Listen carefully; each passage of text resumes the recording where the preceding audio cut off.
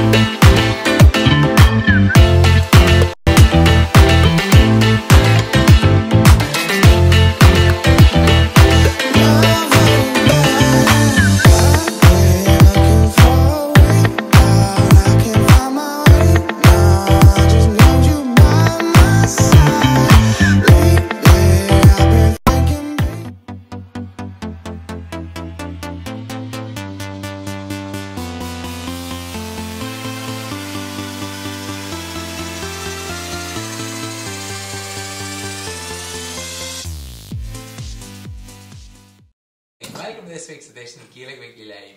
Tonight we're joined by GPA Development Officer Tomas Colton, and we'll be looking back at the quarter-finals and All-Ireland qualifiers in the weekend, and of course ahead to next weekend's qualifiers and qualifier replay. As always, I'm joined by Jib, Barry and Marty. How you doing, lads? Alright, how's it going? Good to see you. Good weekend. Good to see you again, yeah. Great win for Devonish. Two wins for Devonish. Yeah, lost for Trillick, great weekend. Can't win them all. No, you can't. Jib, you're just right. Yeah. Lads, plenty to talk about. Couple of decent games. Yeah, And a couple of expected results too, I suppose. So, Jib, let's look ahead to the social media question for the folks at home. Yeah, the question is going to be based on next weekend's replay. So who is going to win the Battle of Connacht? Roscommon or Mayo? Okay, so who'll be left standing? Connacht, of course, at Galway exiting at the weekend. Marty, you nearly called it right. Yeah, nearly never won the cow though, Ralph. That's exactly it, Marty. I thought now, I think when they went 8 points up that time, it was just like the response from Mayo was impressive. Like, you know, Lee Keegan going straight up the pitch and really just dragged them back into it with that goal. And from there to the end of the first half, Mayo looked a lot the better team. They looked dominant, you know, from then on, you know. But Roscommon just kept in it. They got a point or two maybe before half time. And then when they came out in the second half, they had regrouped and they were ready to go again, and it was a ding dong battle. Like it was thoroughly enjoyable. Well, look, we've got coverage of the game that Paulie's going to play for, so we'll take a look at that now, and we'll come back and talk about it after.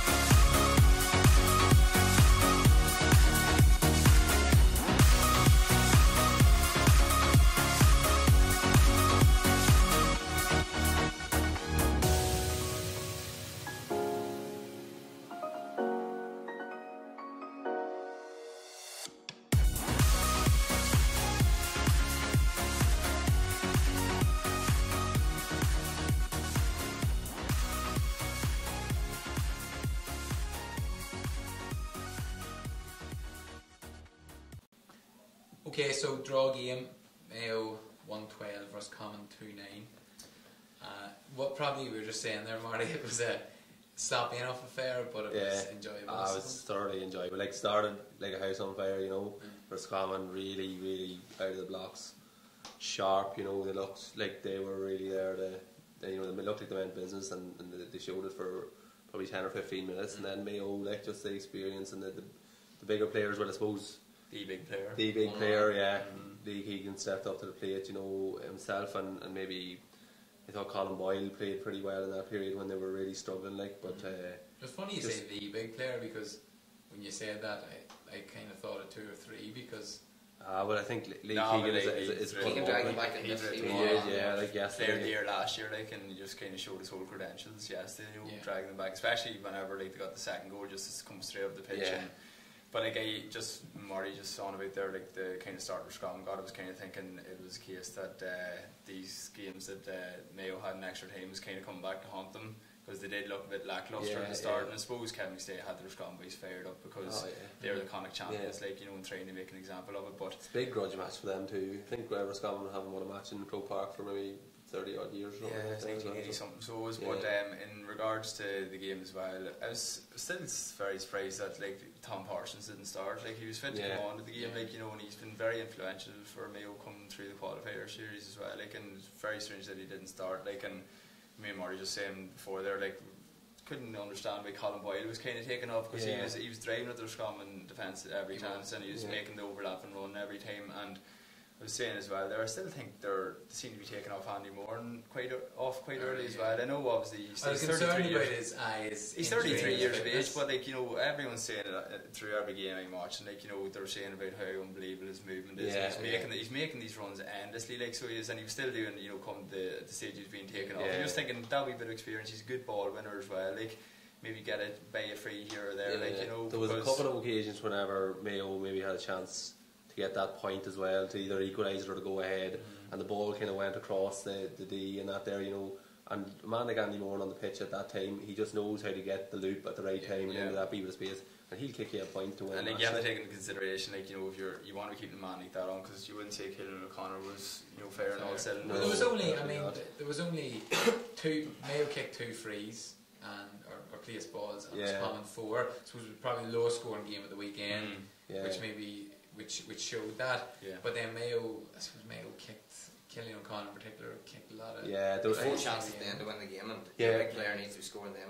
But it's Barry saying, if you had Andy Moore on the pitch, like, it seemed to be that they were looking for Killian every time to be the man to take that point shot or that shot on to, you know, to maybe get the winner. And if Andy Moore was there as well, he's another man that you would pass it up to take the point, you know, to win the game, you know. But it did look like they were trying to get O'Connor on the ball. And in fairness to O'Connor, he didn't shy away, but he didn't exactly do the business either, you know. O'Connor, you know, he looked last year's All-Ireland final, the first match. That's it. Like, he thought he was the man to do it. He's a big time player, so he is, and it's just like, you know, I definitely will come the next game if he gets those chances again, he'll take it. But here at the end of the day, like, the conditions definitely told you during the game. Any ball that came in, it was like fought tooth and nail to get. Like, the backs were kind of coming out on top of both sides, really, you know. And it was very, very exciting enjoying the game. Like, you know, it was slipping and sliding. I think there's 56 turnovers altogether. Which is huge at that level. Like, it was helter skelter. Like, it was really hell for leather, but thoroughly enjoyable as well, you know. But it was, and there's this myth that say it's a myth, but in the West that they're all very friendly and they all love each other when they go on to. But I think Roscommon and Mayo in particular is possibly the biggest rivalry. I mean, Galway and Mayo, I think they seem to get on a bit better, but I mean, the tension atmosphere yesterday was serious. It was. We played Mayo in a friendly there a couple of years ago, and the night before, Roscommon were after getting pushed to just by a point by New York in the first round of the Connacht Championship, and I think it was Andy Moore and I was on, and he was like a child. He was that happy and excited about Roscommon getting, you know, this year, and he was like, oh jeez, what about the New York and this year. I couldn't believe, you know, that it was that big of a deal that Roscommon got, because Roscommon were after having a great league after that there, you know. But I think that Andy Moore actually is one of the Ballahadreen players, and we've got a wee bit of a border dispute there with Ballahadreen. I don't think it's much of a dispute, but they're in Roscommon, but they play for Mayo, and everybody really accepts it. It's a strange enough setup, like. It's a strange setup, it's a fair enough rivalry there now, and it'll be great to see them up again next Monday. It will be quality. Do you have many comments on that game in particular? Indeed. It was dire stuff. Neither of them good enough to win it. Kerry will have a handy route to the All-Ireland final facing one of those sides. And then we also have someone commenting on the Killian O'Connor kick. Remember last year when Killian O'Connor kicked the equalising point in the All-Ireland final? Modeler indeed. I think those 2 points, I mean, I think, and we've probably been talking Mayo up a bit, I think everyone has about how they've been progressing. I mean, again, are we jumping ahead of ourselves and saying Mayo aren't good enough, Killian O'Connor missed that, missed, you know. I think it's whenever they get there and they end up, it doesn't matter who they're playing, they always seem to be matching them, like, you know. But if you look at what they've done, is they got brought to extra time by Cork and Derry, and when Tyrone played Derry, they were very, very poor looking outfit, and the same with Cork. You know, Cork had to get, you know, they were pushed very close by Waterford, Division 4 team. You know, they scraped by against Tipperary, and Kerry made them look, you know, it was like boys against men when they played Kerry, and Mayo scraped past them. But to a certain degree, they done that last year as well. You know, they kind of they scraped by, and then all of a sudden they're playing Dublin in an All-Ireland final, but they're still going toe to toe. You know, but they've come a long way around this year. This has been a long campaign. A lot of players on the clock, this year especially. But then we talked about their squad. So look, anyway, we talk about it later, about the replay next Monday. So the other game we're going to look at then, we haven't got a video of this now, but it was Kerry and Galway. Kerry won 18, the Galway is 13 points. Easy enough win in the end. Yeah. Marty, interesting that Paul Murphy was interviewed straight after the game, I suppose, and he didn't have time to get prepped by a county board or management official. And he just said, we definitely weren't as sharp or as good as we thought we should be. Yeah, well, I suppose it's alright when you're Kerry. If you're not as sharp as you could be, you know, you get up and you're in a quarter final of an All-Ireland, you win by 8 points and you're not happy with your performance. It's a nice place to be, but looking at the match, like, they were sloppy enough at times, you know. They still had the big players, like, you know. I'd heard before the match that the reports coming out of Kerry that Donaghy was flying, and he was flying yesterday, you know, and Galway couldn't handle him, you know.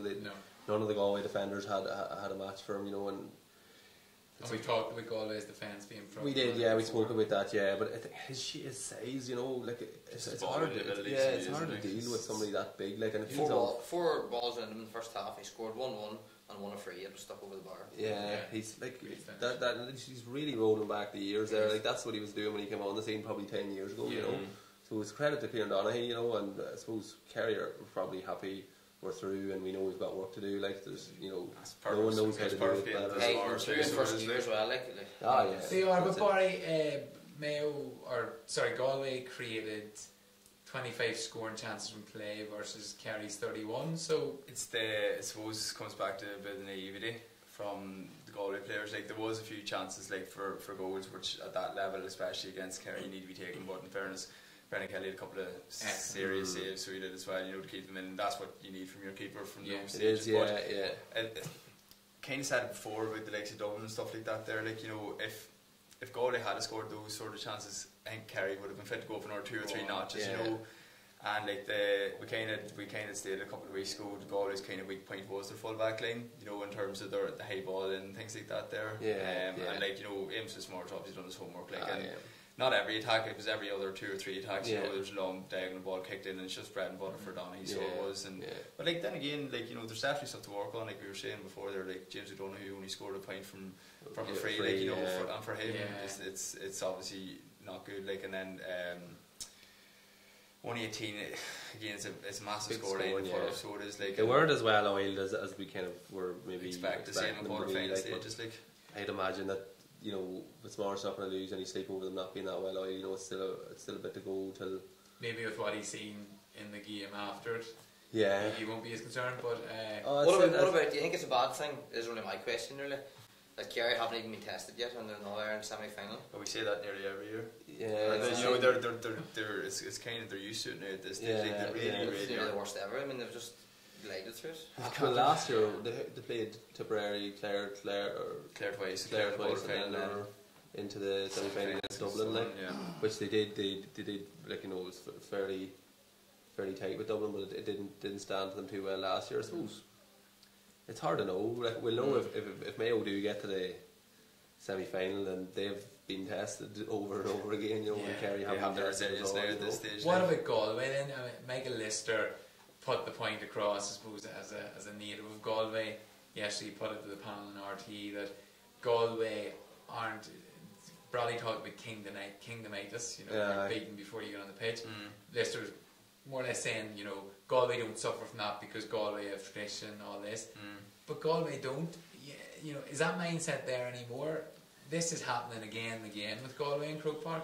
Yeah, it's hard. I think Kerry are step above. Like Kerry are cut above Galway, and they're probably going to be a cut above Mayo or Roscommon. Okay. Unless Mayo can really find that place that they seem to find every other year. But I think that whatever about mindset and all the rest, I think that there might be something there subconsciously. When you're coming into a game like that, there's going to be a lot of excitement all coming into it and thinking. I suppose a lot of them boys would have been like, it was a pretty good year, got promoted Division 1, got the Connacht final, lost it, had a great game against Donegal, but then coming up in the Croke Park against a team like Kerry, obviously they would have been going out all guns blazing and obviously win the game, but you're playing Kerry, and Kerry at the minute for me is probably the best team. I would say that if Galway were 100% at themselves, the goal chances maybe would have been converted, and a team that was really, really, really meant business. If you get goal chances, especially against a team like Kerry, you have to take them. Like these are, if you get 2 or 3 in a match, then you want 2 or 3 goals. So Barry's point was that he believes that Kerry could have stepped up another gear. Yeah. But they say about a goal changed the game, the missed chance. But to have that many chances, maybe Galway could have kicked on. I don't know. I still think they're a cut above. But I do think that if Galway were really at themselves, then they would have been taking the chances that they had created. But I do think Kerry are a different level than Galway. I think obviously Kevin Walsh changed the tactics compared to what they did against Donegal. They were a wee bit more, they were treated a lot quicker, so they were obviously a bit more defensive, which you would be. You kind of think now in hindsight, does he regret that decision? Because Galway have a fairly good couple of forwards, like we mentioned coming before, Ian Burke I thought was very impressive yesterday as well. So you kind of just wonder. I thought Shane Walsh was a wee bit. He wasn't really in the game a whole pile. So he was, and Shawnee Armstrong. He a couple of free kicks went a bit missing. There was obviously a bit of nerves there, and also which there would be in a quarter final. But just kind of wonder should they have went kind of gung ho for it? They had nothing to lose really. They were playing Kerry. They were underdogs. You kind of just think if they look back in hindsight, should they have went for it a wee bit more? But it's easy saying that now. It is easy. There was There got a bit of criticism as well for kind of not stifling the Dubs early doors, going 9 points down or 10 points down and game over really. Whenever they did come out and play, they played a bit better. But it's kind of you're damned if you do, you're damned if you don't. They couldn't handle Donaghy with the defensive system, but if they hadn't had that defensive system in place, there would have been Donaghy and there would have been James O'Donoghue and Geaney would have been even more of a threat. I just think there's a gulf there. There's a gulf in class there. Since Galway last won Croke Park in the championship. Yeah. You see, that's massive. Yeah. So look, but Kerry march on, Galway rest the summer off, but kick on Division 1 next year. So they've still got they've got good players there. We've spoken about them numerous times this year. And Division 1 next year will help them. And they're, as Michael Lester says, they do have a good tradition, And the difference between them and Mayo is that when they're coming and they're going well, they win a couple of All-Irelands. And they've still got the hurling. So that's it. Always good. Okay, so next up we have coverage of the Ulster Derby, the qualifier between Down and Monaghan. Paddy, play that for us, and we come back and have a chat about it.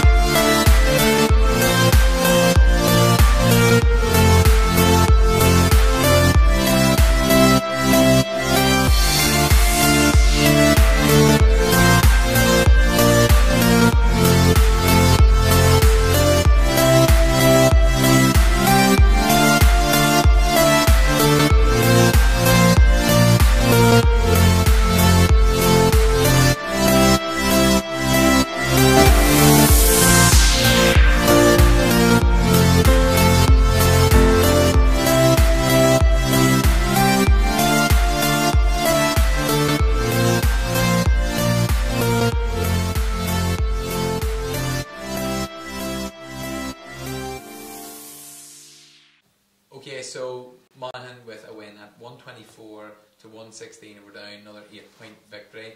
Barry, what were your thoughts on the game? Monaghan pulled away in the end. Yeah, well, it's just I suppose in the first half, Down played kind of similar to what they did in the original game in the Ulster Championship. Just Conor Harrison kind of giving Drew Wiley. Yeah, you don't see it too often. The Ballyway ball. Yeah, that's it. But it was just a case of like the ball was coming in, it was tight. We were just kind of saying the balls, the runs, everything was being timed well. And I suppose the couple of shots he had, like you were thinking they're low enough percentage shots, but he was getting them over the bar. And just think. Kind of mentioned, we just thought that Monaghan's quality really prevailed in the end, so it did. A couple of big decisions from Malachy as well, the likes of dropping Jack McCarr and starting Damien Freeman, and obviously it paid dividends. And then again, as we said, like Malachy came out after the game, they were saying like this is probably out of his 5-year tenure, this is the strongest squad that he's had since he's been with Monaghan. It's kind of showed there, like McCarron came on kicking 2 from play, Conor McCarthy who had a serious introduction again with 4 points from play suited, and the likes of Carl O'Connell, Kieran Hughes, man of the match, he kind of dictated a lot of it for them, so he did. But Down just in the end of like Darragh Hanlon had a bit of an off day, so he did with the free kicks, so he did just wasn't as economical as he has been, and there was just, I suppose with a lot of it, Down didn't really get the rub of the green as they did up in Armagh that day, so they didn't. And we had talked about it beforehand, the open spaces of Croke Park, Down just weren't really fit to get into their faces, be as nasty. Monaghan were a wee bit more ready for it this time. You could see that there's a bit between the teeth there. Like the two Hughes brothers, I thought, had good games in midfield, both contributing points as well. Carl O'Connell, as Barry mentioned, was very good coming from, and then Fitton Kelly with 3 goals in 3 games from the full back line. That's up Marty O'Brien kind of. It's better team. For Fitton Kelly, 3 goals in 3 games. Always back Marty. Man, used to always tell me, always back Marty first goal scorer. He likes to venture at it, so he does. But just on he should be doing his back my man for first goal scorer. That's harsh money. But what I suppose talking about the spine of the team, we're talking about the 2 Hugheses, McManus again. But at full back in Drew Wiley, obviously a very good footballer. Conor Walsh at centre half back. Off days again. Yeah, they were vulnerable there. Well, it's not often you've seen Drew Wiley now. The first that Conor Harrison affair in the semi-final of Ulster this year was the first time I've seen it, and Drew Wiley's came up against some really top quality players like Colin McFadden in his day. Like I watched him in Ulster final a few years ago, the first year Monaghan won it, and McFadden was really, he was at the top of his game at that time, and Drew Wiley bullied him out of it. He didn't give him a ball. We've seen it this year against Fermanagh with Sean Quigley. He had him in his pocket all day long. Like he's a dominating fullback, and it's not often we've seen it in probably 4 or 5 years of football. Conor Harrison is definitely the biggest kind of headache that Drew Wiley has had. Like a rug moved him off after 25 the younger brother went on. But they'd watched it probably for too long in the Ulster semi-final, and in fairness, it worked out in the end for them. I suppose the dub next week, the dubs that have plenty to worry about, and who comes on and who comes off, but whoever's likely to, mark Wiley, will they be looking at Harrison and seeing? I don't know. I'd say I think Dublin will just be worried completely about themselves and not be pinpointing too many. Obviously, you're going to look at flaws in the team and all that there, but I don't think they're just going to have their team lined out, and whoever's there, is going to do the business. As such, what about Jack McCarthy? Do you think he'll get a start? Jack McCarron? No, Conor McCarthy, is it? McCarthy? I don't think so. I just think he don't get me wrong, he deserves a starting place, so he does, for the sort of impacts he's having, but because he's having such a big impact whenever he's being brought on. He's coming on and pressing, it's probably a big game though to start him if he's not as reliable from the start. But that's it, it's just, I suppose, against Carlo when he came on, it was whenever the team was tiring a bit, he seems to be just very, very good. It's not that he's looping, he's just in a wee pocket of space being popped off, but he's very quick at getting the shot away. No one's able to close him down quickly enough. He's a snapshot on him. Teams deploying that kind of a man who's just a live wire. In the last 15 or 20 minutes, like McManaman's been doing it for Dublin for years. Like Darren Sullivan was off the bench for Kerry as well. They've got serious pace. The opposition defenders are starting to wane a wee bit, and then the next thing you see this thing coming off the bench, and you're like, oh my god, take me off quick. But that's the kind of a thing that Conor McCarthy's doing so well. So I wouldn't change that now. I wouldn't. I think it's working too well for them. Obviously Dublin have plan for like might be a case of like he's coming on. It'd probably be just a case of Paul Galvin probably just look to take a man off and put a fresh pair of legs on the market. You know, that'll be the case. Jim Galvin, Paul made as well. Paul made as well. Paul Galvin be too busy to think. Jim Galvin. Jim Galvin. You could just have me out there a bit. Like, see, to think who the Dublin manager was there. Like, how did he got that so bad again? Well, God, Paul Galvin was the match yesterday. Very alternative. It's something you draw up in. I was going to say more your kind of scene. No holds in any trousers this evening, boys. We're doing well. And he's wearing a pair of socks. He found a pair of socks for himself as well. Anyway, back to the game. Sorry. So Down, what do we take from Down's year? It's scattering enough, I suppose. The two or three great days, you know, in Ulster, and in fairness, like, you can build on that. Like, you know, they've shown that they have got quality, like, and you know, they've with the like of Conor Harrison there and a few different players, like obviously the McGinn and the Johnson brothers and Kieran, like, you know, there's quality there, like, and they're traditionally a good, you know, footballing county. You know, they managed to stay in Division 2, which is a bonus. You know, they were dicing with death, you know, but for one of the Johnsons kicking a late point in Cork, they'd have been Division 3, so that's a bonus. Like, you know, you can build on that as well. So there's stuff there to build on, like, you know. But this team, they didn't seem to have any big game experience out of this panel of players. Yeah, this team now they've got it. They talk about, I suppose they're talking about, you know, needing to get the best players back in Down, you know, to make the panel stronger. Yeah. Are there that many players within the county? Yeah, beyond that squad. I mean, I know Kevin McKernan, a couple of the interviews after the Ulster Championship, talked about how good the squad was, the boys that were there wanted to be there. I know the only one that they've really was probably Conor Laverty. You know, in terms of why he's been a starter for them in recent years, you know, but apart from they that, seem to be referring to more than one. Yeah. Oh yeah, I'm not like I wouldn't be. Mickey Linden maybe. Still going by 53 says, for the juniors.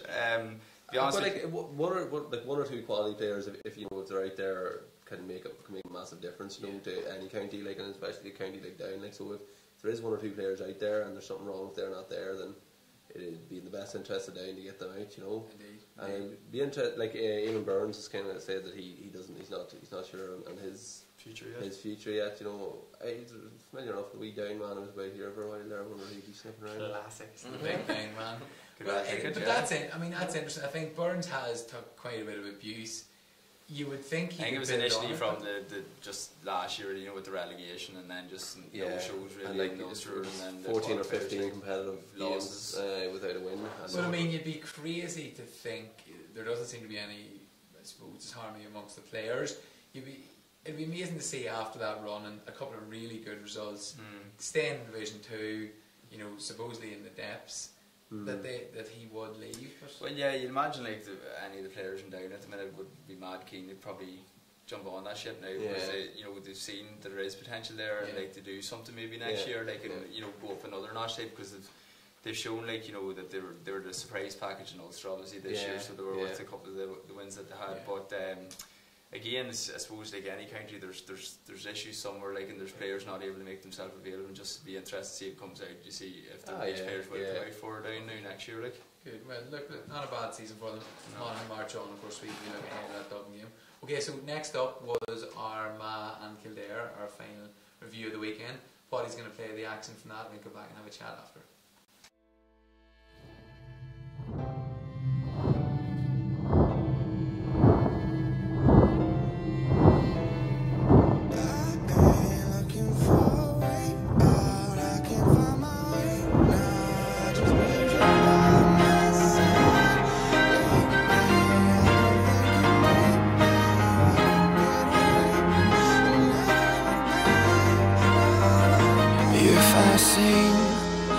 Don't have love, I waste my breath with every song I bring. An empty voice, a hollow noise. If I speak with a silver tongue, convince a crowd, but don't have love, I leave a bitter taste with every word I say. So let my life be the proof of your love. Let my love look like you and what you're made of. How you lived, how you died,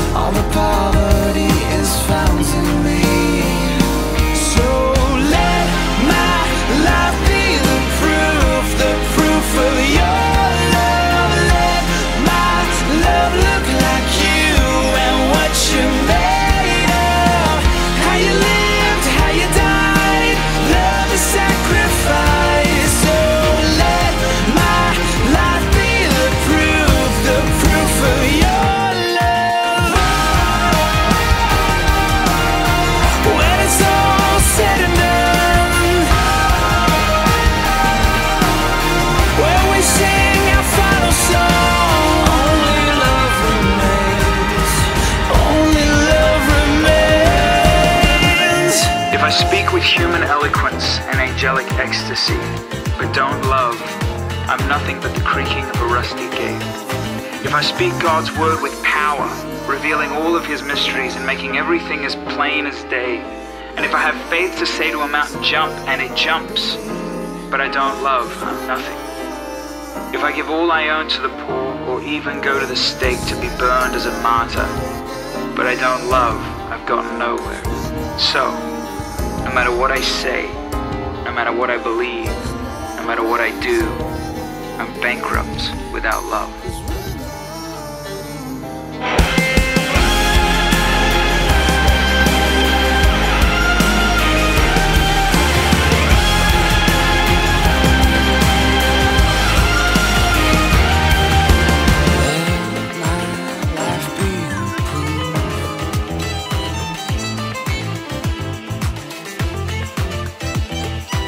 The proof of your love, let my love look like you and what you made of. How you lived, how you died, love is sacrifice. So let my life be the proof of your love.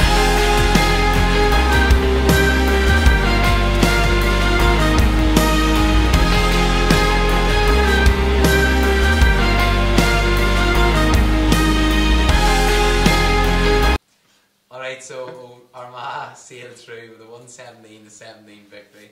Yet again, Armagh defy us, bar Jib, of course, who called it. I ended up back in that just to make sure you definitely did say that. And one race.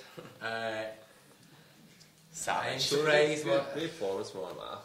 Yeah. One particular player. Well, No, I think they're all in good. fairness, One man was outstanding. in the second half, Jimmy Clark did really step up, and they couldn't handle him. You know, and he was just that outlet every time for Armagh in the second half. I thought in the first half, Armagh started very well, and they looked like the better team for most of the game. From what you could see, they seemed to have Kildare. They were more assured of themselves, weren't they? Really, it was strange because watching it, I was thinking, you know, Kildare or after playing Leinster final against the Dubs, like they should be grand here. You know, in terms of Croke Park, they looked a little nervous. You know, and like even like a Kevin Feely, his man we've been talking about, you know, all year. He kicked a couple of frees wide that he wouldn't normally miss, and he was stifled out of the game altogether. Like, you know, I think that he was probably heading for an All-Star, that man, if he had got a couple more performances under his belt. Probably, but Armagh seemed to have put paid to that now, I'd say. Yeah, and James Morgan was unreal. Yeah, Daniel Flynn. He was a wee bit on the edge. On the edge, so it was a lot of it. But yeah, fairness. But there was nothing too massively malicious or anything like that, or no tugbacks or anything like that there really from him. But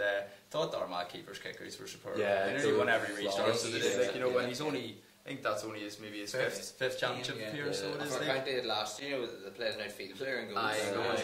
Where'd this man come out of? Well, I mean, you need to sort. I mean, you need to sort that out, don't you? They obviously they done their homework on their kickers, like, because you know you don't win that many restarts without, you know, having practiced it like a lot in the training field. I think that Feely caught 11 or 12 marks against the Dubs, and he maybe got one or two, and then even they tried him in full forward.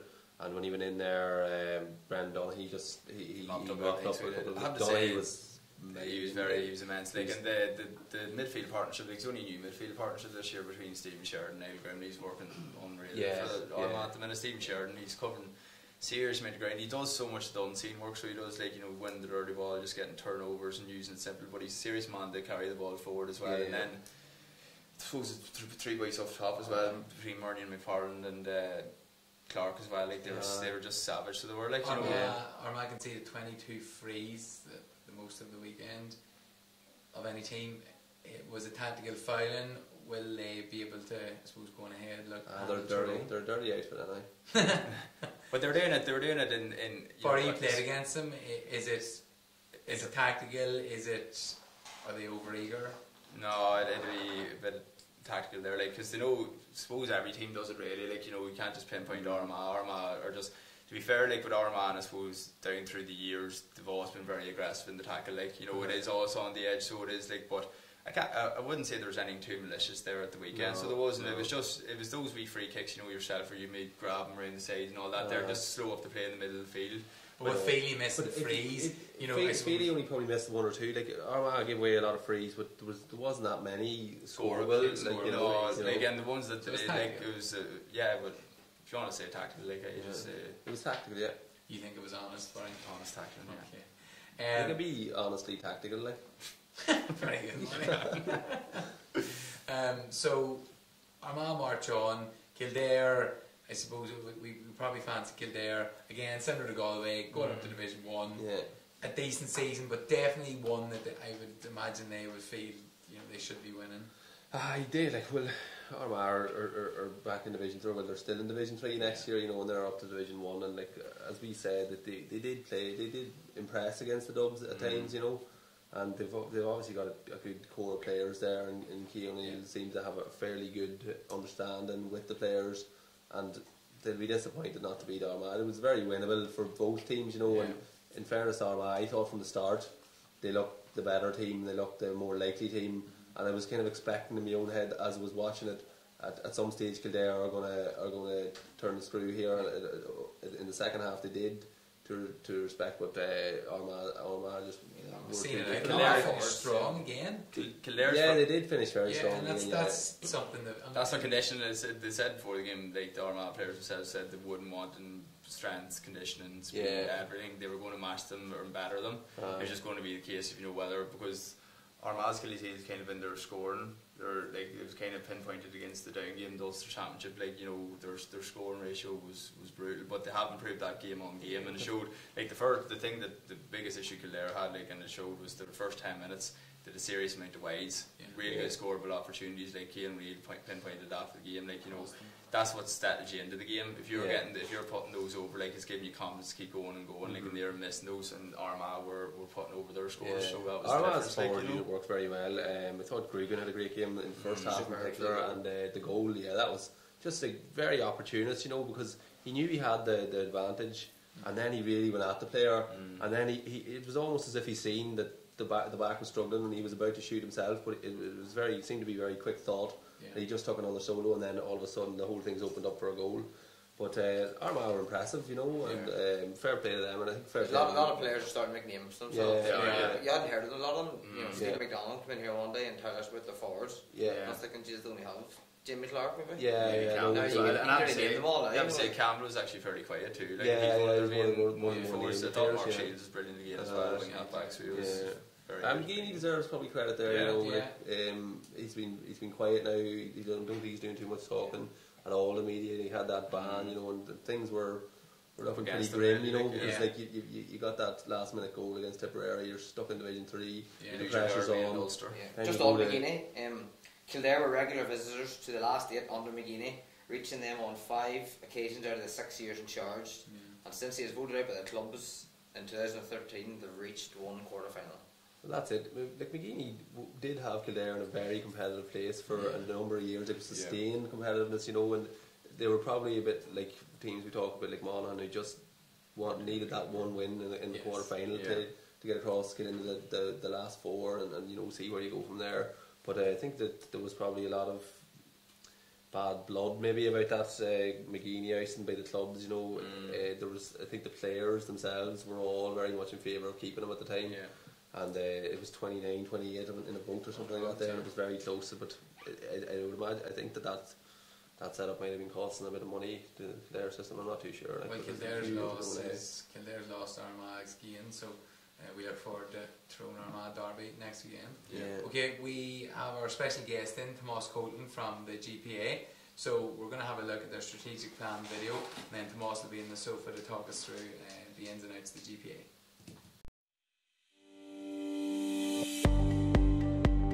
I'm incredibly proud to belong to the GPA since its inception.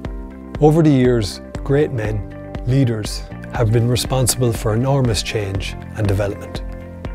And we would not be where we are today without their unshaking belief, their tireless work, and love for our players. Now, in 2017, I am once again incredibly proud and humbled. This time to be part of the next exciting phase in our association's story. Our vision is to see our players thrive on and off the field. Our purpose: we're here to represent you, the players, both collectively as squads and also individually, in relation to any issue that impacts on your welfare.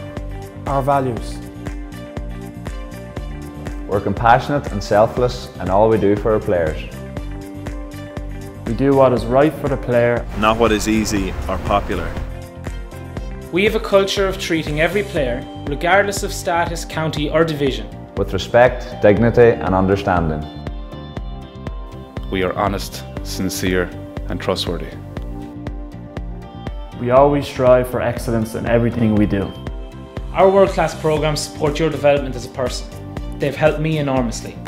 These services are available nationwide to you as GPA members, and I'd strongly encourage you to avail of them and unlock your full potential. It is our responsibility to help players unlock their full potential to thrive on and off the field. We are the Gaelic Players Association. We are the Gaelic Players Association. We are the Gaelic Players Association.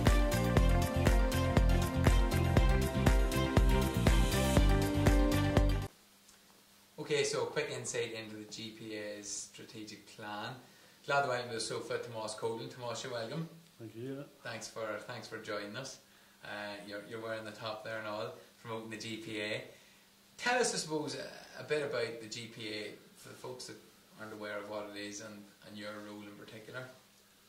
Well, the GPA was formed by a group of players back in 1999 actually started, so it was a group of guys got together and the first meet was in Belfast and you had lads like Peter Canavan, Fergal Logan, Tom Brewster, Joe Brawley, a group of lads, a couple of lads come up from Dublin, Kildare, and formed just, at that time it was more to get, at that time we were fighting for expenses and gear and stuff like that, but even back then I can remember in the 90s you had players were, like Peter Canavan made a coaching video and there was talk of being suspended for it, you know, because it was commercial. Right. Or Joe Cooney had an advertisement on TV, and it was all bad. So it's amazing how far it has come since that. You know, you've guys like you sitting making a fortune out of this. So and nobody's denying you. So, but it was formed in 1999, and then it was started off. We got some sponsorship and tried to help players out going to college scholarships.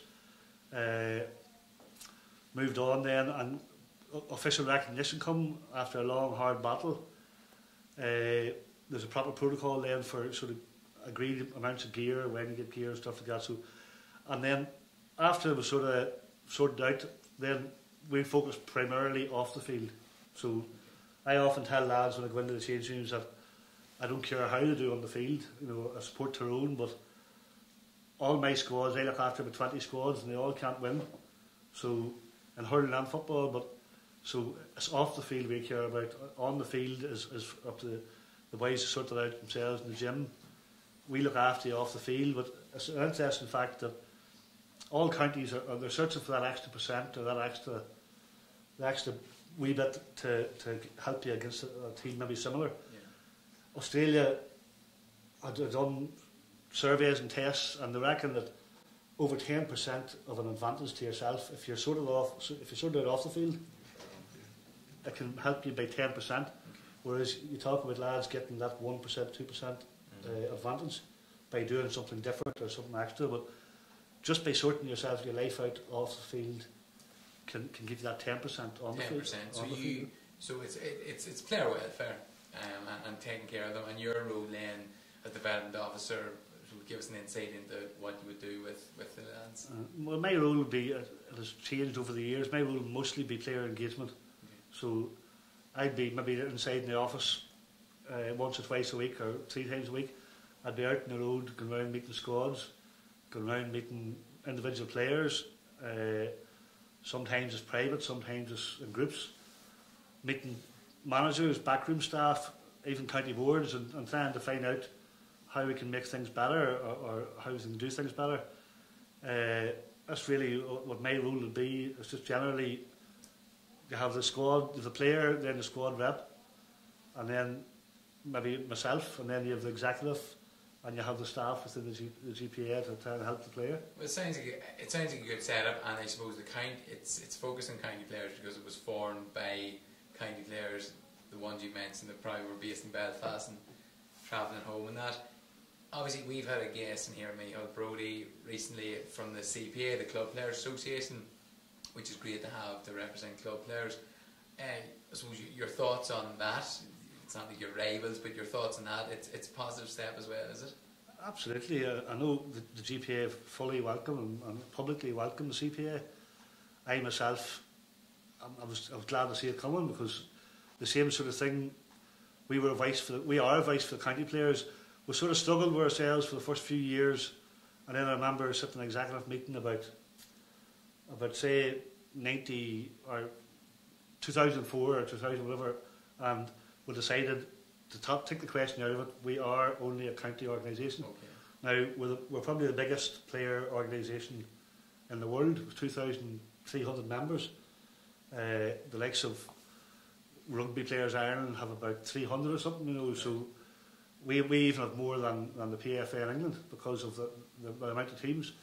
So we're solely on county players. I fully support. I'm a club chairman myself, and have been this lifetime. I've been in club committees for over 30 years. All of our players, Barry and Marty's a retired player, but they're all club players. I would chat sometimes with Aaron Kieran, who's on the executive, and absolutely wish them all the best. And if there's anything we can help each other with, I think sometimes when something like that starts, people try to pick holes maybe at the start.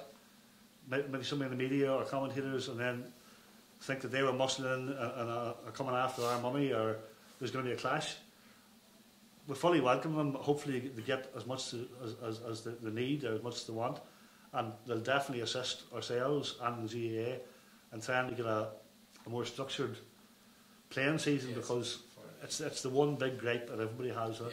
It is a mess. Like I'm retired this good while, but it has got no better than when I was playing back in the 90s. Well, look, that's good to hear. I suppose they have a benchmark and structure in the way you run the organisation in the GPA. Barry, Marty, you are obviously a county player, former county player. You know Tomas. You find it a benefit? Oh yeah, without a doubt. I think obviously all the different schemes in terms of scholarships and all that they offer, and just general help. You know, if there is any of the sort of behind the scenes issues with whether it's county boards or whether even players have their own issues, what it may be, maybe college work or maybe just your lifestyle in general, like the GPA is always there for the inter-county players that are, and I speak completely highly of them. I think it's a brilliant organisation. The amount of help, even the amount of times you come up to yourselves, Tom, even if you need a phone call just to chat about X, Y and Z, he's always there as well, like, you know, and can't speak highly enough of the GPA, to be honest. It's good to hear. Marty, you? Yeah, definitely. Like, I wouldn't have had that many engagements with the GPA, but obviously would have seen Tomas come up to us, and certainly there's things that are going on in the background and things that you get as a county player that you wouldn't, that are kind of seen as a, you know, as a given, you know, and that kind of thing wouldn't be there. But for the GPA, you know, you'd be fighting tooth and nail for everything, you know. But the fact that it's organised behind the scenes with the GPA and it's sorted out, small things like your gum shield, and like just different things like your gear being there, and different, you know, it's entitlements, but it's you know, it's things that you as a county player you don't have to think you about. don't have to think about. It's just there for you. Like somebody comes up to training to us to fit our gum shields, like that's the kind of small things that I would have got out of it. But then for players who are having problems, stuff like that, there that I know that there is a good setup within the GPA for people who are having like issues and people who are having real problems and things like that there. And like that has to be you know. It's a positive. It is a positive, like, because there is, like, everyone has their own issues and everyone has their own problems, like, you know, and if there's somebody there that you can talk to on the end of the phone, then that's great, like, especially for county players, because it's a high pressure situation, like, you know, and if you've got somebody at the end of a phone, you know, that's there and it's in the background, that's great, like, you know, that's what we need, like, yeah. Just a bit of breaking news, boys, now we are online. Rory Gallagher has resigned from Donegal. Nice. Was there any kind of was there a vote, or was it just himself? Or was it, you know? No, vote seems to be the thing to do these days. But he's resigned, yeah. Well, this week we kind of said last week, you know, what way it worked, but like the players they come out to say, like, you know, the fully back, like, you know, in terms of that there, like, and I heard a few people kind of stepping up now this week, kind of ex-players and people in Donegal, people in the media that they're saying, you know, that the kind of criticism was unwarranted, you know, that Rory got, and there were people talking about abuse in the stands of his father and things like that. I'm not too sure if those may have been unfounded. I think there was unfounded. It's the manner of the defeats. Yeah. But There was a few people coming out saying that maybe get off his back or whatever. Yeah, but even me. I think the biggest thing with that is we're probably the first live broadcast to announce that. So fairness. There's one up for us. Anyway, there's a big vacancy in Fermanagh for Huge Fermanagh there vacancy. There could be a job going in Devonish River League next year. So, okay, so they can find those 2 jobs that man will not be doing. You're eating your words. Back to GPA. Sorry, Tomas. The strategic plan that we've seen that was launched in June 2017. Can you just tell us a bit about it? The strategic plan was, was really, we had a new CEO come in this year in February, March, Dermot Early, and one of his big things was, he has been president for a few years, so he knows the organisation inside out, but he wanted to get a strategic plan done up, and himself and others travelled the country and chatted to people, and we took readings from our executive and our different committees, so we decided to do a strategic plan, and it's a 3 years, a short enough one, it's 3 years, really just so we get something you can look back in 3 years. It's not groundbreaking, there's nothing magical in it, but it's really to give ourselves short goals for 3 years and we look back. So it's goals as opposed to one overall goal? There's some goals in it which are uncontrollable really, say for example, one of the main points in it is the competition structures and trying to make a better year for players, but that's out of our hands. Like from next year on, we have Congress has over 300 votes, and the county players have 2. So we want to do it, and maybe the CPA will put some more pressure on that. I know Croke Park have some plans or some of their ideas coming up to a special Congress now, which certainly makes the calendar year better next year. But there's that many variables between clubs, provincial councils, your national leagues want to be played, and that's a big one. So that's like a hope. We want to leave in 3 years' time. We want to leave the GPA itself in a better place. Yes. So the players coming in behind are not only reaping what like Peter Canavan and lads like that started GPA, they got none of the benefits that these guys have. Although what we do now, all past players are entitled to nearly as much as a present player. We have a vibrant past players organisation. And how does that work? Exactly. Well, Marty talked about one of the biggest things we have is getting our message out to players. For possibly 18 years there, we were trying to get a message out to the media or fighting people, and our message to the players and our message to our constituents was lost. Some lads maybe think, I don't need the GPA, I'm okay, I'm alright in my job or whatever. And then some other boys use the GPA regular and they do all their services, and they could be the most settled player in the squad. But to see, I could do that, it could be interview assistants or something with career, and it mightn't pertain to them right away, but it'll help them, or they're upskilling all the time, maybe at the South West College doing a course. But past players, if you want to come in and say, for example, if you're going back to do a course in college, we can help fund that, budget driven. If something happens, you want to upskill or job searching, so Chrissy Breen has a lot of time for the GPA. Through college.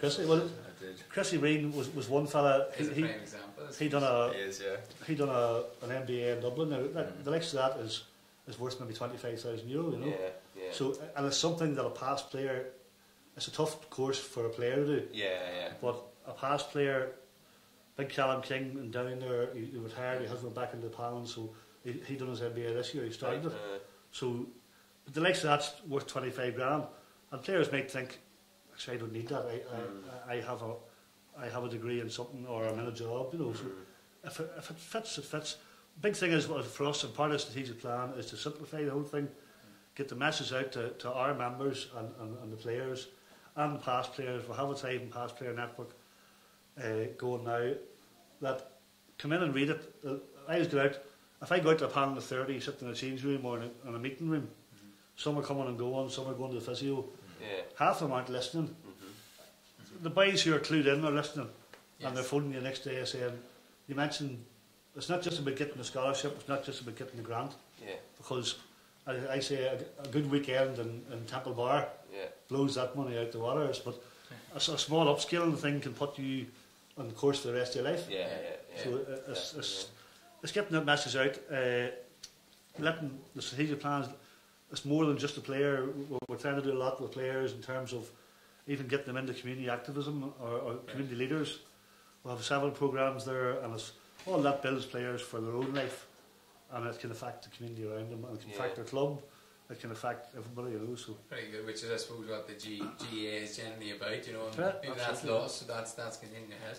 Very good. I suppose just something we spoke about, I think this maybe links into Gallagher now, we don't know the ins and outs, but we'd heard there was a bit of discontent in the camp. Obviously with Fermanagh it happened, I think it possibly happened in Laois as well. Something that you are involved in at the start of the year is a players' charter, which if I'm correct is an agreement between the GPA, Croke Park and players, more or less, as regards your gear, your gum shields that the boys talked about. Is that charter worth the paper it's written on or signed on? There's a player charter. It's been repetitive over the years. Like even one of the main reasons for the GPA forming is simple bits of gear, time and respect. The players charter is really it's a chance where you sit down in December, January with the captain, the reps, the manager, and the county board, and the try and sort out from the start of the year to the finish of the year. So if you're entitled to a pair of boots, then why not put it down? Your pair of boots is going to come in February the 20th. So the charter, then you have a direct date, and if the boots don't come, somebody has to answer a question. You know, it's more about trying to stop arguments, not to create a reason that if you break a contract there's an argument there. It's more do things sensible at the start of the year, work within your budget. You get what you expect to get, what you agree to get. So and it opens lines of communication. That there's direct lines of communication. Barry would have been a rep there, or assistant rep inside in Fermanagh. If a player has an issue with his expenses, he's supposed to go to the rep. The rep then maybe takes it up with the liaison or the county board. That means the charter has been broken. So it then gives us a direct line. If the rep comes to us, a direct line to Croke Park, who come back round and talk to the county board. Now it's only in the second year of the charter. It's not by any means. It's working to a certain degree. It's working. A lot of counties are good. A lot of counties aren't so good. I think just building a bit of transparency. It's got a bit of, at least if a date, not just gear, you know, it sort of holds the players too. The players know that there's going to be physio at training. There's going to be, we just can't run off to a physio. We'll have to do certain protocols. Yeah. But it leaves that it's written down. There's somebody has to answer a question. It simplifies it if it's been done properly. It's not working in all counties, but it's a job of work. That's one of your aims to improve it. Again, I suppose finally, just in liaison with the players, you know, if a squad or players come to you in relation to managing the county board and issues, you know, we think, you know, we're not happy with this manager, we're not happy with the setup, or vice versa, they come and say, look, we think the county board are going to get rid of this man, we want to keep him. Do the GPA get involved now with players? Do they give any way of advice, or do they remain impartial on that side? We wouldn't. It's not impartial. You know, if a player comes for us or a squad comes for us for advice, we try and give them advice. Most of the time, the advice would be how to conduct themselves in public or in the media. You know, it's not like there's a big think tank about here's how you're going to get your way. Several years ago, we tried to come up with a plan of how counties should appoint managers, and that may entail maybe one or two reps from the panel sitting on a selection board, or recently retired. Say Marty would sit on to pick the new manager. So you have somebody recently retired who knows what's going on, maybe inside the panel. So that's probably quite a good idea. But of course, each county differs. Each county is different. It's voted by clubs. Some is just an executive decision. Some like Calvin a few years ago employed an outside agency, I think, who picked the manager. A lot of players don't want to have an input. some players want to have an input, and then it gives them buy-in. Like, well, we help pick this fella, so we can't. Circumstances change. In terms of if there is issues all the time, if you have 75 managers, out of that 75 managers, about 80% of them in the minute are probably ex-players. So they're ex-members of ours, or they're entitled to stuff. So we have to play it. Like if Kieran McGeady is one of the biggest advocates for the GPA down through the hard years when we were fighting the fight. But if there's an issue with the players, we'd have to back the players. But in terms of, not many players want to pick their managers, but the more and more they're seeing that I'm giving that fella 30 hours a week. You're probably giving more to a county setup as you are to your family or your girlfriend or your work, you know. So they see it that if that's 20 or 30 hours a week, they're putting in as much as they can, and they want to make sure they're getting out as much as they can for that. And that's going to cause friction if things don't work out, whether it be results aren't good or whatever. Yeah. So you're there to guide them in relation to media, but not, you know. As much guidance would be. We get a lot of flack several years ago with the Mayo players and the Galway panel, and maybe I just wasn't in the inner circle. It's as much advice in terms of, I was in holidays now when Pete McGrath left, but it'd be as much advice if I had been talking to the lads and said, look, make sure you're working on the one page, you're all working together, and stay out of, don't be getting in the media spots or stuff like that, you know. That's the last thing you want and need, I suppose. That's as much. It's not as if we're sitting under the table passing up notes about what to say or what to do, you know. Some commentators would think that. Oh, aye. You're always going to get those detractors. Okay, so look, thanks for giving us a rundown of the GPA. I hope we wish you the best of the strategic plan. We're looking ahead to this weekend. I suppose I know you're more of a hurling man with Dungannon, but Tyrone and Armagh, old foes. Suppose you're not far from the border either, Armagh. How do you see that one going? Oh, I'm only 5 miles away from Armagh. Dungannon will be saturated with Armagh people, and the flags will be up. It'll be great. Looking forward to it. I could see Tyrone winning. Like they'll be hot favourites. I don't really, like, I'm a Tyrone person. I'm really a club supporter. I try to stay neutral when talking about counties, but definitely Tyrone, the way they're motoring well. Armagh's going well too, but it's a Division 1 team against a Division 3 team, and I think maybe that small bit of quality will see through it. And I look forward to seeing all my Armagh friends on Sunday. On Monday. Boys, what do we think? I personally think Tyrone will take it. I think they'll win out by 4 or 5 points. Just think they've an overall class about them at the minute, and just the way they were going, just they were immense there in the Ulster final. No, Down didn't really show up, which is fair enough to say. Like, but I just think Tyrone have the defence to deal with the forwards, and I think just with Colin Cavan coming back to that sweeper role in the front of like Jamie Clark, like we talk about, like Armagh is looking to get this kind of quick ball into the likes of Clark and ball into Andrew Murnion as well, like, and it just, we kind of talked about it with the way that's kind of the way Down likes to play, and Tyrone completely nullified it, and I think it's just going to be a case that Tyrone went out by 4 or 5. Yeah, I think 4 or 5. I think this one will be a point game now at the end. I think it's going to be very tight. I think that what Barry's saying is right, though. Tyrone are a very efficient animal defensively, like, and it will be interesting to see how these Armagh forwards get on. Like, I know they've already had one bad day out against Down, you know, but Tyrone in Croke Park is going to be it's real good. Real good draw, you know. It's very exciting for everyone, you know. It's exciting for the neutrals anyway, you know. Armagh they won't be afraid. I don't think that Armagh team will be in any way afraid of Tyrone. Like, in Tyrone, we're talking about Kerry not being tested. Like, Tyrone have waltzed through Ulster, like, you know, they didn't really get a tight game at all, you know. But, you know, if you look at the other side of that, Down, they walked over Down, who beat Armagh, which is kind of, you know, it doesn't always work out like that. But I'd say Tyrone maybe by a point. It's going to be tight. Okay. Chip, this?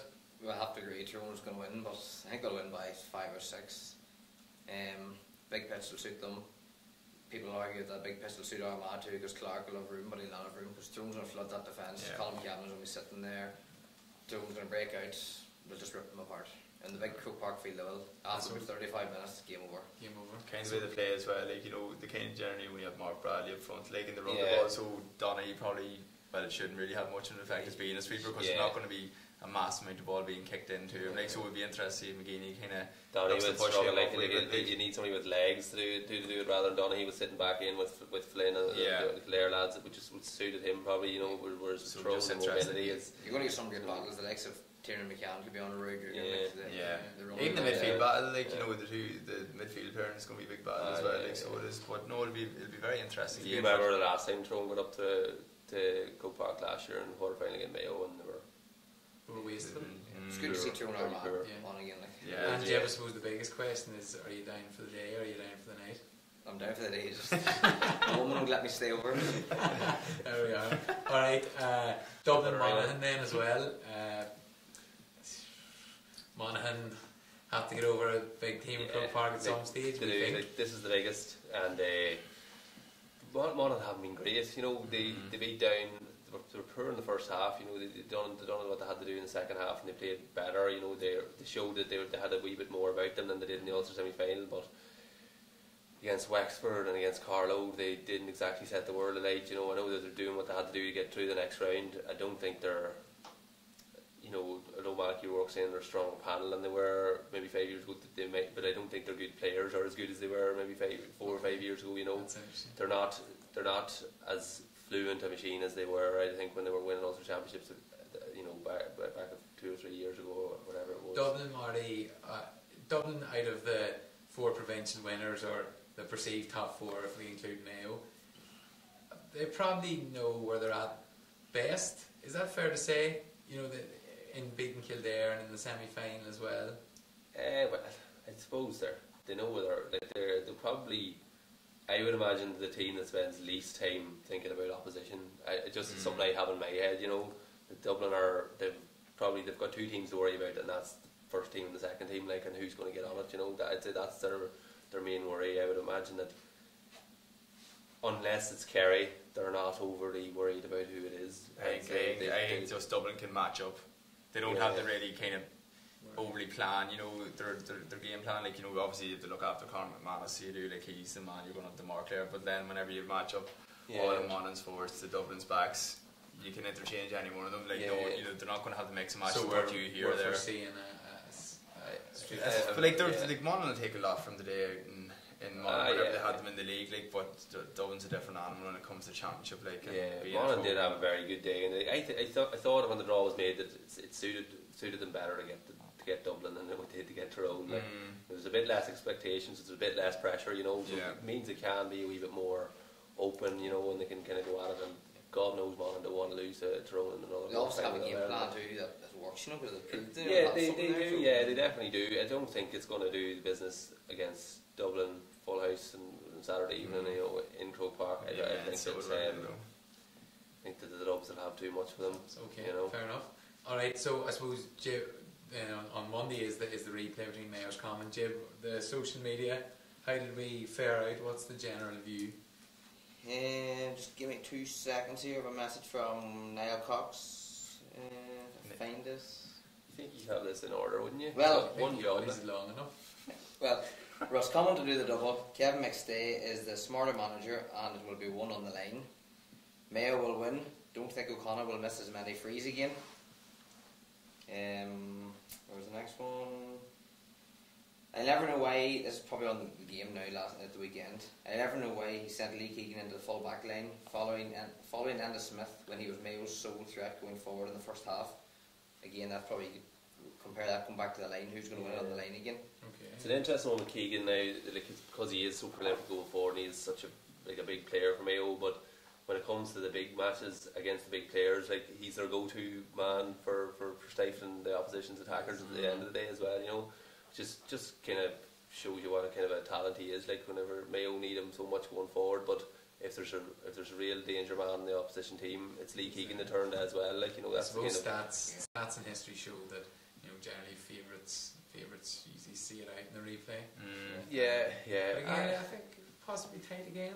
Or will Roscommon need goals like they did? I think they will need goals. I think they should be confident enough that they can get another couple of goals. I don't think that Finn Craig's going to lob the goalie again, like, but they can go for a point again.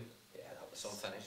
You're right. It's up for from a man who is very accustomed to a miss hit, that was a miss hit, but it was a nice one, like, you know, top bags, nice miss hit. When you look at, say, the Sigerson Cup this year, the semi-final and the final, and both teams have scored 2 early goals, after it, you know, it's a bad lead, so they're 7 points up, and what do you do? And then all of a sudden, Roscommon seem to start to play laterally. That's it, the game plan changed. If we're 7 points up with 5 minutes to play, you can do it different. You know, that's it, when you have 65 to play or 60 to play. So I think if the shoe was on the other foot and Mayo would have went 7 or 8 up, then they probably would have known what to do, because it would have been, you know, what they expected to be. You know, back into it and then go to extra time and then win it. Just on Coxey's message here, we have it here now.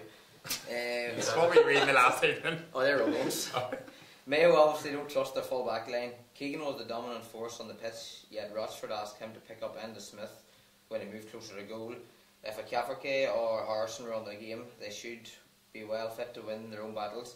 McStay would have been delighted to see Keegan back there after the start he made. But he's kind of said before, so I thought Gerard Cafferkay's kind of been a wee bit off it. I know they were mentioning it in the media as well. Like, you know, he came back from serious injury last year, but he just seems to be a couple of seconds behind his man, you know. And he, like, the thing with Lee Keegan is that, like, he's got such an engine on him. He can be nearly more dangerous coming later from the full back line, if you know what I mean. Like, you know, whenever you're a full forward or in the full forward line, you have to track the whole way. You do get lazy, and you might just say, here, let him go. No, you might do it with Lee Keegan the whole time, obviously, but it's just a case you've that seen him do both in the one day. Like, you know, Mark Dermot Conley and score a goal in an All-Ireland final. Like, you know, that was in 15 minutes before he got back. So when it comes down to it, then Tomas, Mayo is coming. I'd go Roscommon. It's a huge call. And a wet night. What's weather like? I know it's washing down for August, but it's given a real great day next Monday. So we're able to come to Mayo. I think Mayo's going to win the All-Ireland, so I assume you're going to have to stick with the Rossies. I'm sticking with the Rossies. The Rossies are going to do it. I think Roscommon do. Here we go. We actually messaged from I can't wait till next week. We were messaged from a dub here as well, James Malloy. He says, as a dub, I'd love to see Roscommon to win it, just to shut the Mayo fans up. I would have put them out of their With a bit of fear in there too, maybe. There's something about Mayo, like, you know, love them or hate them, they're good entertainment value, like, they are, like, they do it every year. Such a support as well with them the whole time as well. Jib, just on that match, we're going to have a competition, which folks we will have up on the site later. The competition for this jersey. Regina Gales jersey. Gables Brewhouse. Yeah, we're going to announce it after and tell you what the competition is. Well, we can say now what it's going to be. Jib, It's going to be predict the score on the Mayo Roscommon game, and you must give a share also with it. We'll be checking too. We need the exact score. A share and a tag, is it? A share and a tag, predict the score, and obviously if you get the score right, you'll know on Monday evening if you wondered that. A beautiful jersey. And if 2 people get the same score, we're going to cut it. And we'll do a press up challenge. We cut it in half. Alright, look lads, thanks very much.